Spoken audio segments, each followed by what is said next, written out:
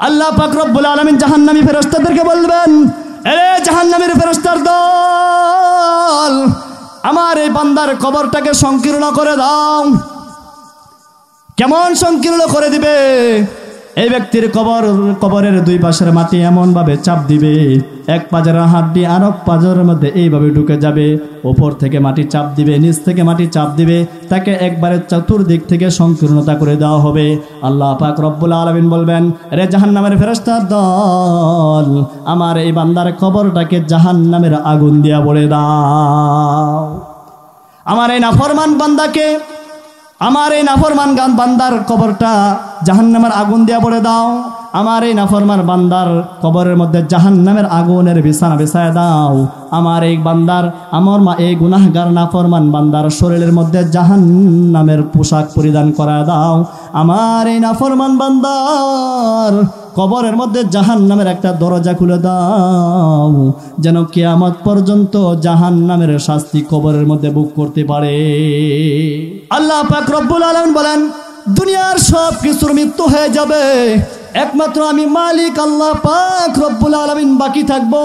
সব কিছুর মৃত্যু হয়ে যাবে, এর মধ্য থেকে তোমরা যে যেইটাই ভাবো না কেন, যে যতভাবে মৃত্যুর হাত থেকে পালায়ন করার চেষ্টা করো না কেন, আইনামা তাকুনু ইউদরিকুমুল মাউতু ওয়ালাউ কুনতুম ফি বুরুজিম মুশাইয়াদা, মরণ থেকে যতই পালাও মরণ তোমায় লইবে গিরি,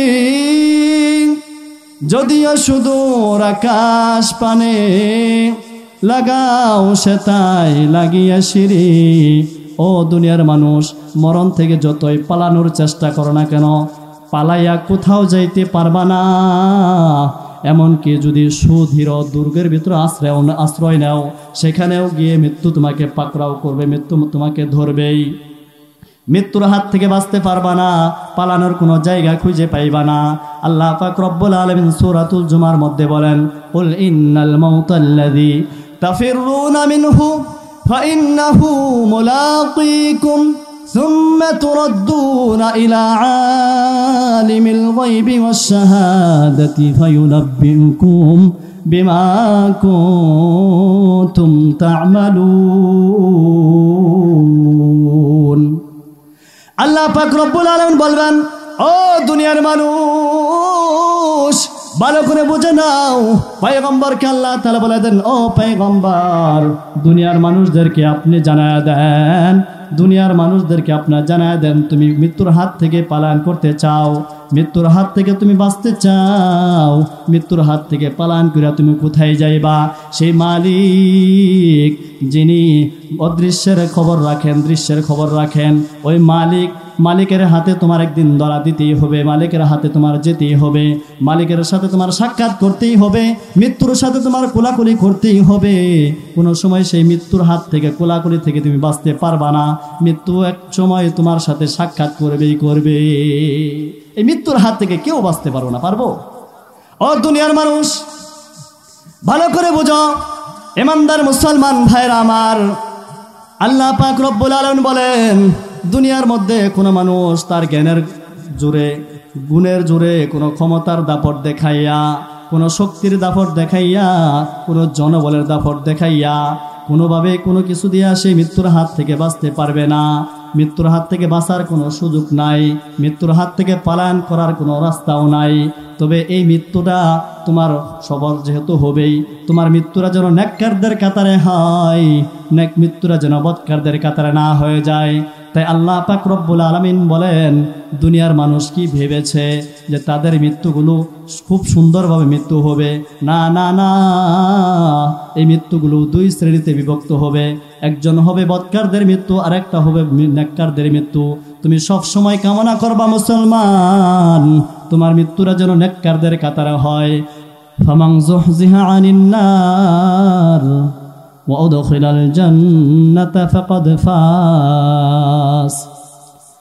এই মানুষটা যদি দুনিয়ার জীবনের আমল দ্বারা জাহান্নাম থেকে মুক্তি পেয়ে যায়, জাহান্নাম থেকে মুক্তি পেয়ে জান্নাতি হয়ে যায়, ফাকাদ ফাস, এই ব্যক্তিটা সফল ব্যক্তি হয়ে যাবে।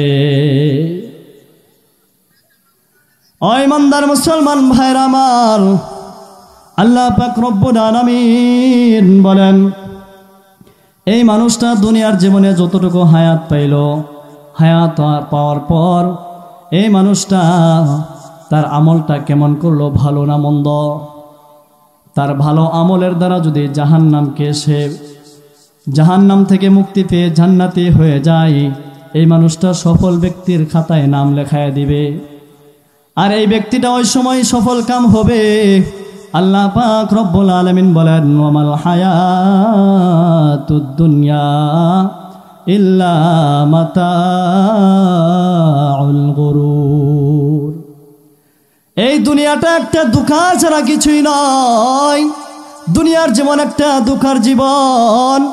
এই ব্যক্তি যদি এই দুনিয়াটাকে দুঃখার জীবন মনে করিয়া, দুনিয়াকে ত্যাগ করিয়া, দুনিয়ার মায়া মহাব্বতকে ত্যাগ করিয়া আখিরাতের মায়া মহাব্বত অন্তরে লালন করতে পারে, তখনই এই আখিরাতের মায়া মহাব্বতের কারণে এই ব্যক্তি না কেবলমাত্র জান্নাতি হতে পারবে।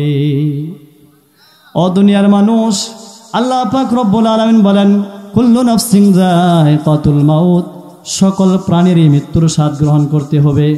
যার জীবন আছে, যার প্রাণ আছে, যে দুনিয়াতে একবার এসেছে, এই ব্যক্তির দুনিয়া থেকে একবার চিরকালের জন্য বিদায় হয়ে যেতে হবে। যেই প্রাণী দুনিয়াতে একবার জন্ম নিয়েছে, এই প্রাণীর একবার মৃত্যু হবে। এই কথাই সকল মানুষ এক বাক্যে এক কণ্ঠে একমত পোষণ করে। দুনিয়ার মধ্যে যত মানুষ যত শ্রেণীরই হোক না কেন, যত প্রকারেরই হোক না কেন, নেককার হোক বদকার হোক, এই ব্যক্তিটা আল্লাহর ওয়ালি হোক, গাউস হোক, কুতুব হোক, এই ব্যক্তিটা যে কোনো পর্যায়ের হোক না কেন, এমনকি ফেরেশতা হোক, এমনকি নবী রাসূল হোক, এমনকি যত ক্ষমতার দাপটওয়ালা হোক, যে কোনো পর্যায়ের হোক না কেন, এই ব্যক্তিটা এক বাক্যে বিশ্বাস করে আমার মৃত্যুবরণ করতেই হবে। সে এটা ভাবে না যে আমার ক্ষমতা আছে, টাকা পয়সা আছে, ধন দৌলত আছে, আমার জনবল আছে, এই জন্য আমি আমার টাকা পয়সার গরমে, ক্ষমতার গরমে, জনবলের গরমে আমি মৃত্যু থেকে রেহাই পেয়ে যাব। এটা কিন্তু সে কখনো বিশ্বাস করে না। করে সে একটাই বিশ্বাস করে যে আমার মরতেই হবে, আমার মৃত্যুবরণ করতেই হবে। ইমানদার মুসলমান ভাইরা আমার, দুনিয়ার সকল প্রাণীগুলো মৃত্যুবরণ করবে, এমনকি ফেরেশতারা মৃত্যুবরণ করবে, এমনকি মালাকুল মউত আজরাইলেরও মৃত্যু হয়ে যাবে। এক পর্যায়ে এমন হবে মৃত্যুরও মৃত্যু হয়ে যাবে। আল্লাহ পাক রব্বুল আলামিন মৃত্যুকে অর্ডার করবেন, ও মৃত্যু তুমিও মৃত্যুবরণ করো। কুল্লু মান আলাইহা ফান ওয়া ইয়াবকা ওয়াজহু রাব্বিকা যুল জালালি ওয়াল ইকরাম।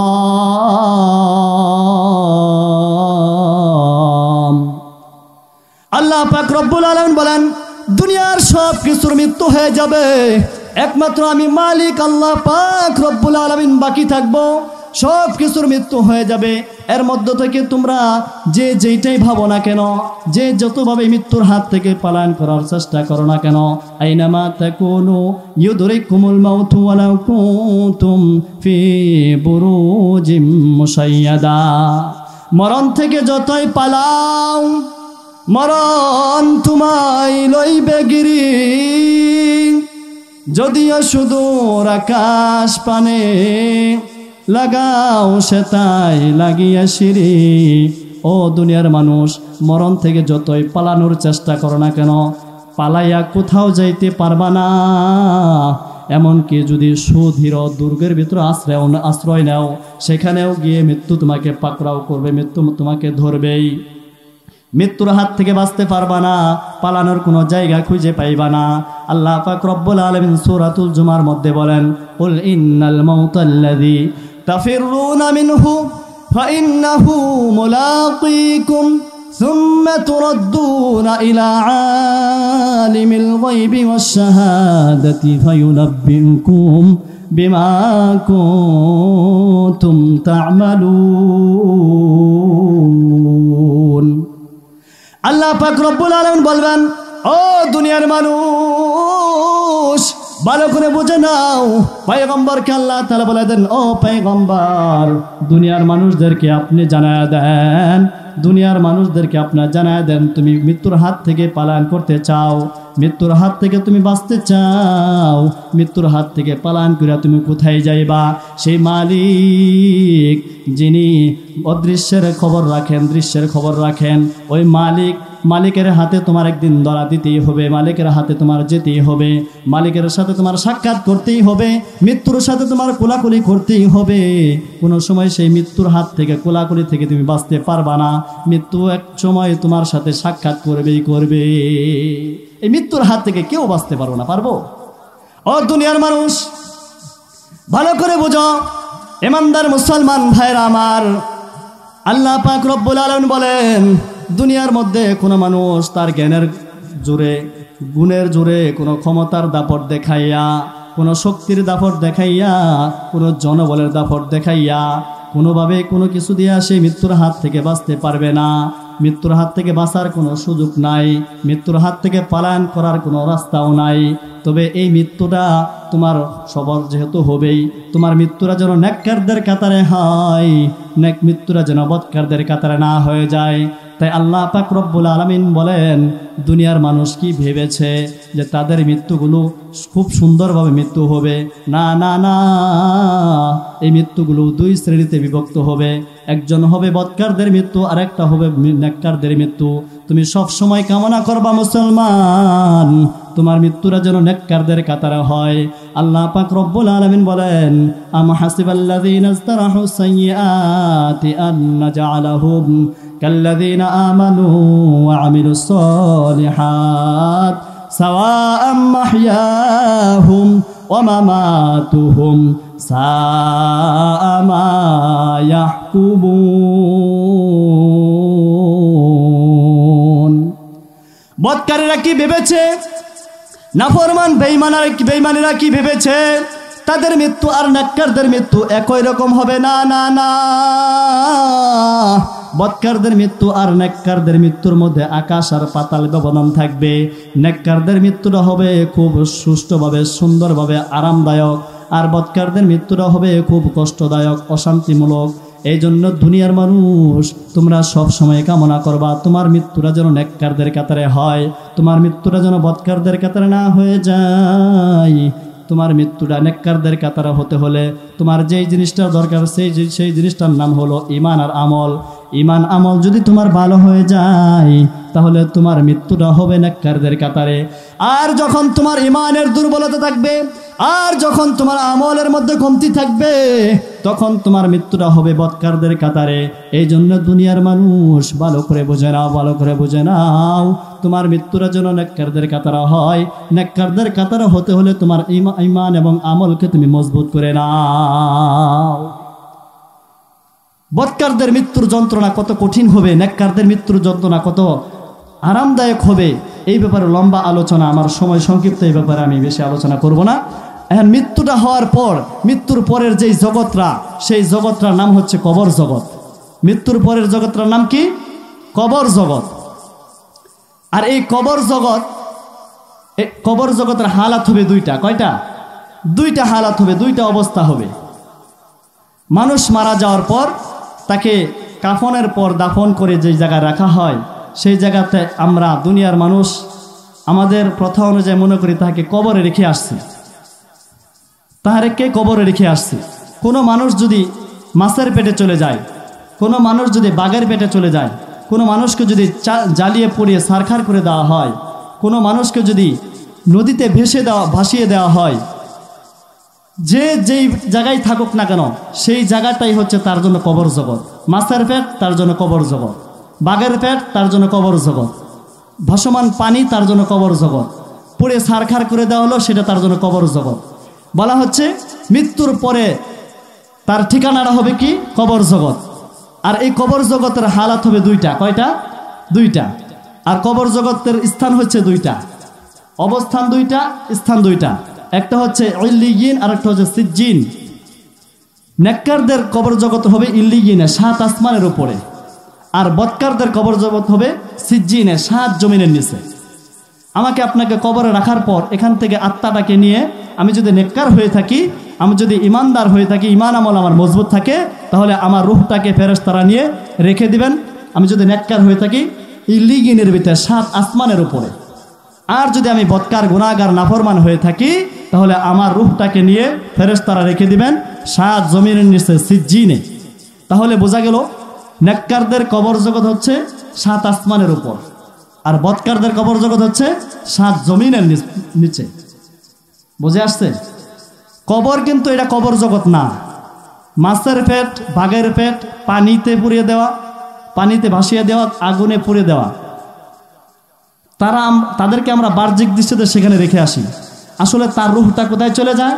এই লোকটা যদি নেককার হয় 7 আসমানের উপরে তার কবর জগৎ হয়, সেটা হচ্ছে তার কবর। আর যদি মানুষটা বদকার হয় তার কবরটা কোথায়? 7 জমিনের নিচে ইল্লিগিনে। নেককারদের জন্য স্থান হচ্ছে কবর হচ্ছে সিজ্জিন, বদকারদের কবর হচ্ছে ইল্লিগিন, 7 জমিনের নিচে। এখন আমার 7 আসমানের উপর 7 জমিনের নিচে হচ্ছে আমার কবর জগৎ। এখন বর্তমান আমরা আছি দুনিয়ার জগতে, মরার পরে চলে যাব কবর জগতে। নেককার হলে ইল্লিগিনে থাকবো, বদকার হলে সিজ্জিনে থাকবো।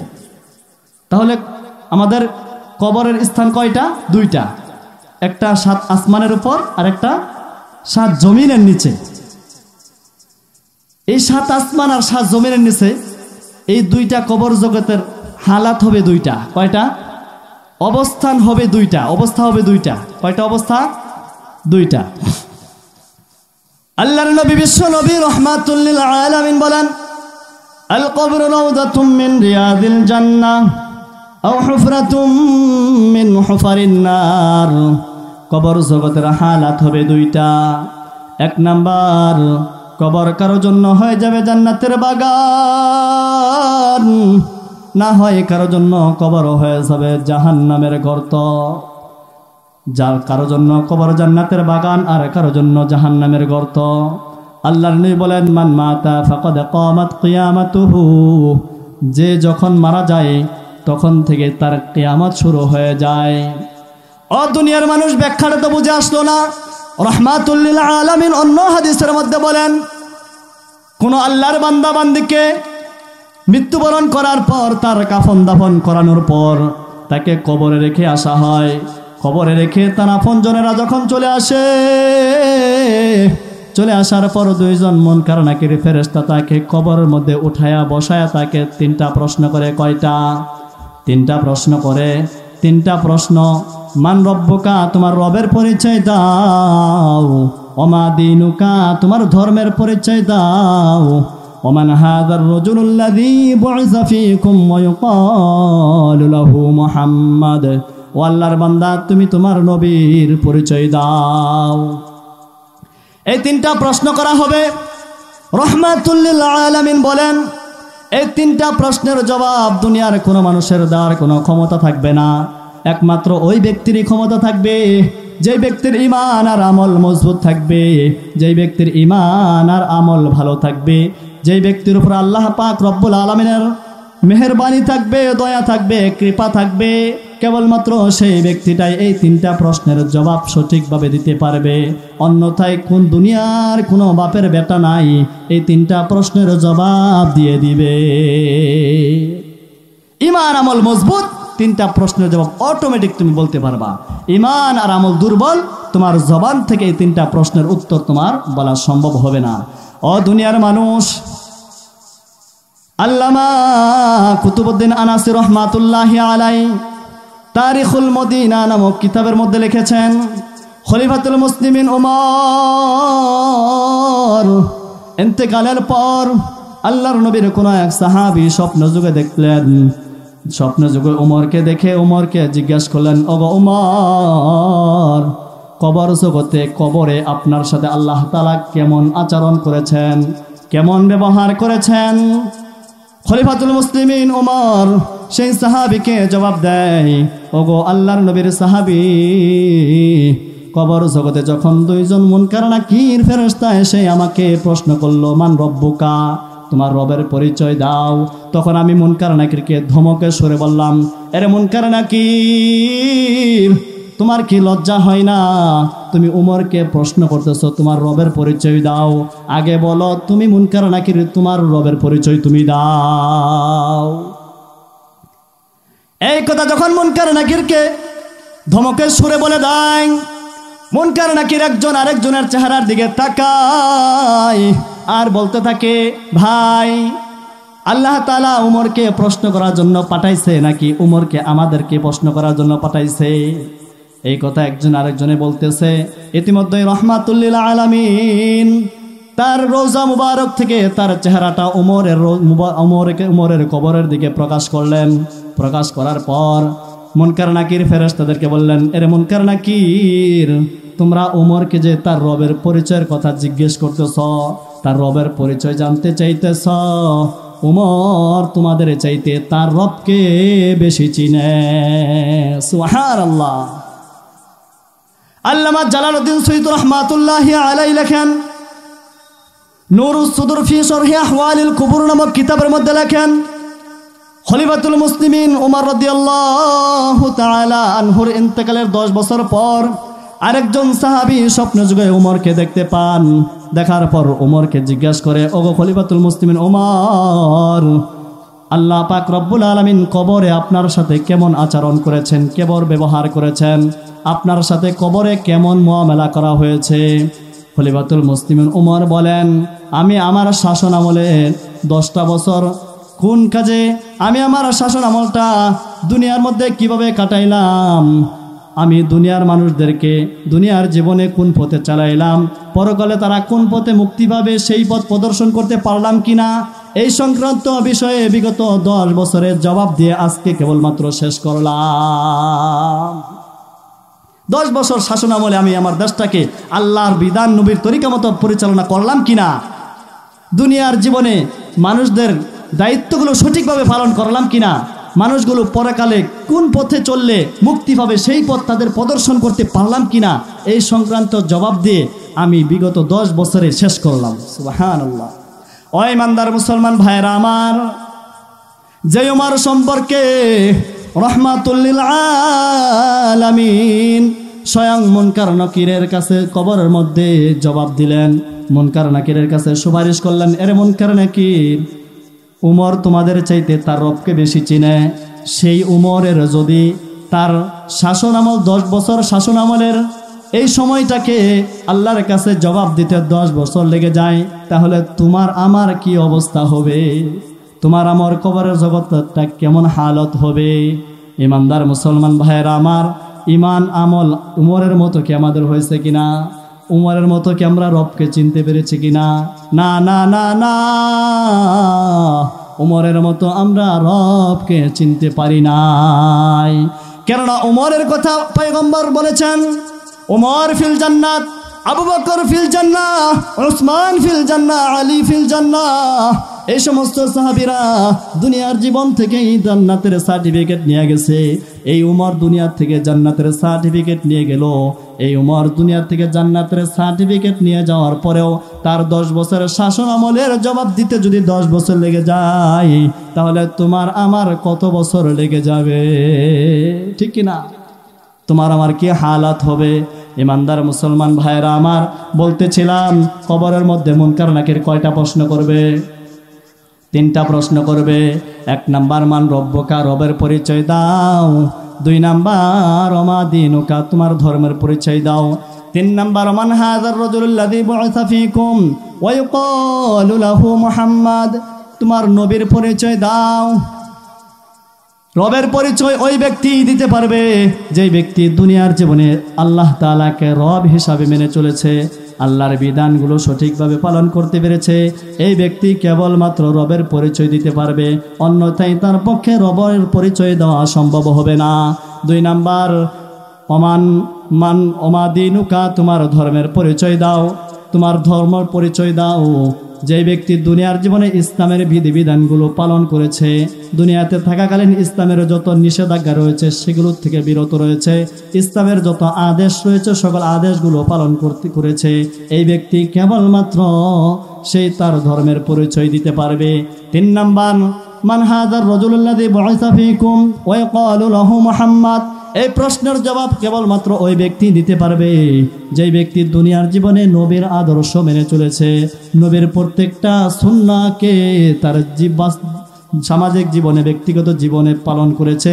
এই ব্যক্তি কেবলমাত্র তার নবীর পরিচয় দিতে পারবে, অন্যথায় দুনিয়ার কোনো বাপের বেটা নাই এই তিনটা প্রশ্নের জবাব দিতে পারবে।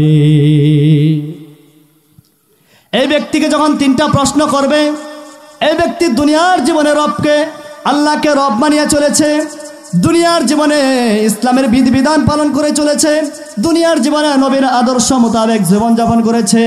এই ব্যক্তি যখন এই তিনটা প্রশ্নের করার সাথে সাথে যখন প্রশ্ন করবে মান রব্বুকা, তোমার রবের পরিচয় দাও, এই ব্যক্তি রবের পরিচয় দুনিয়া থাকাকালীন পেয়েছে, রবকে চেনার চেষ্টা করেছে, সঙ্গে সঙ্গে অটোমেটিক তার জবান থেকে বলে দিবে রব্বি আল্লাহ, আমার রব হলেন আল্লাহ।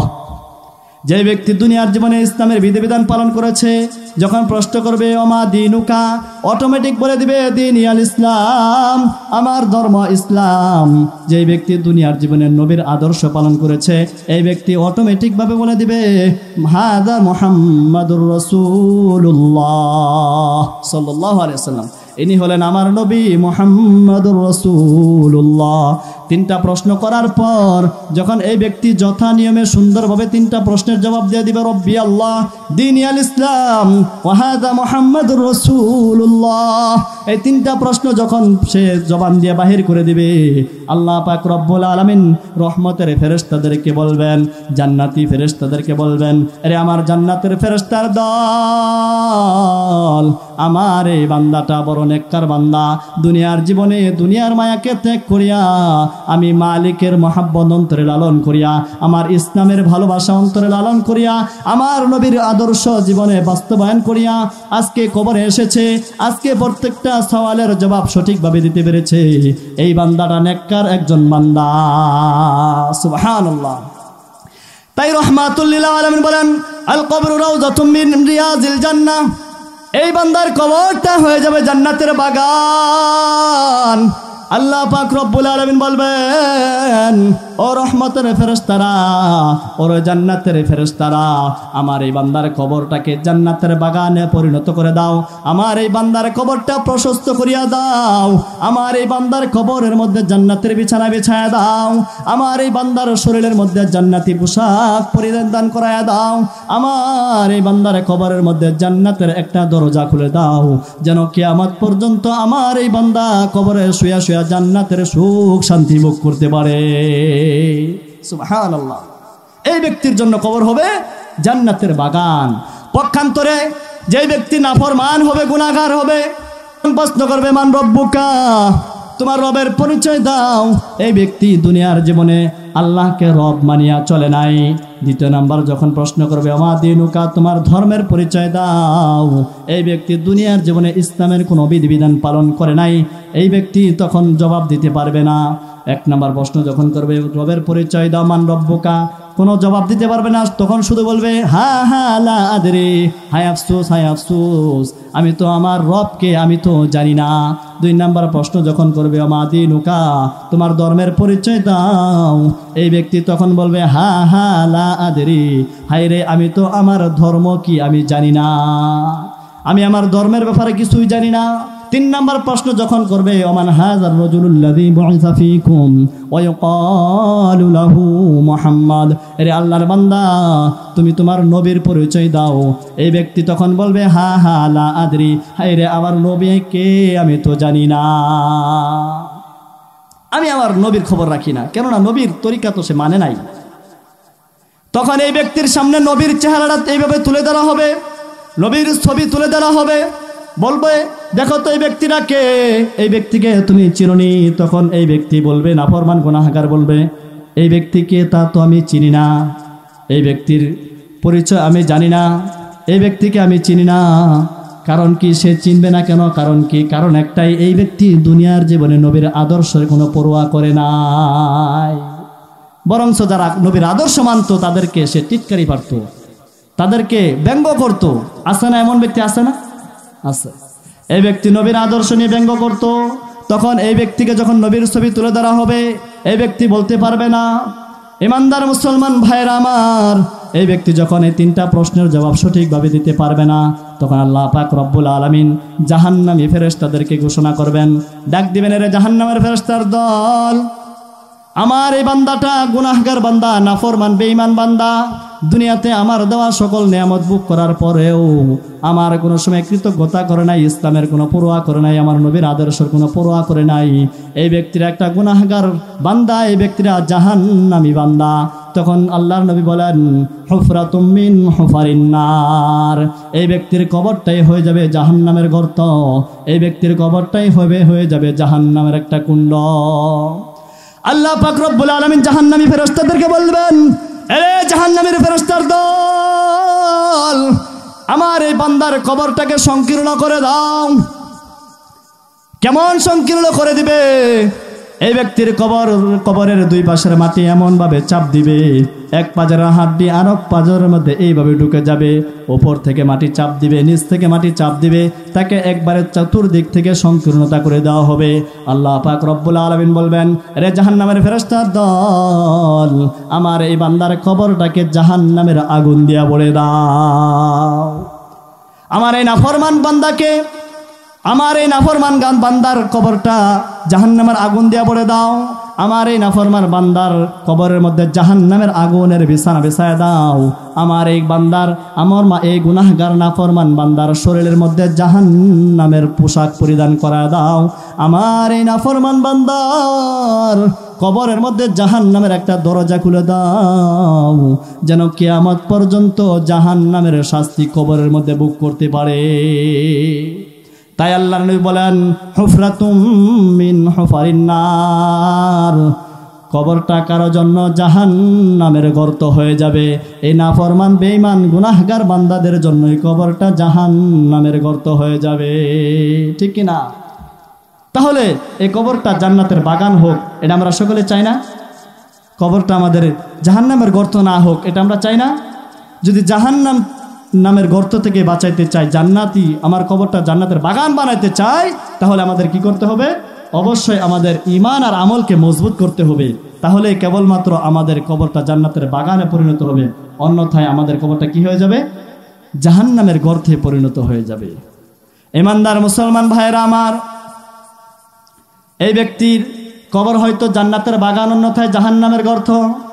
মানুষ মারা যাওয়ার পর তার সকল আমলের রাস্তা বন্ধ হয়ে যাবে। আল্লাহ নবী বিশ্ব নবী রাহমাতুল লিল আলামিন বলেন, আল্লাহর নবী বলেন, কবর এমন একটি জায়গা, যে কবরটা কারোর জন্য জান্নাতের বাগান, অন্যথায় কারোর জন্য জাহান্নামের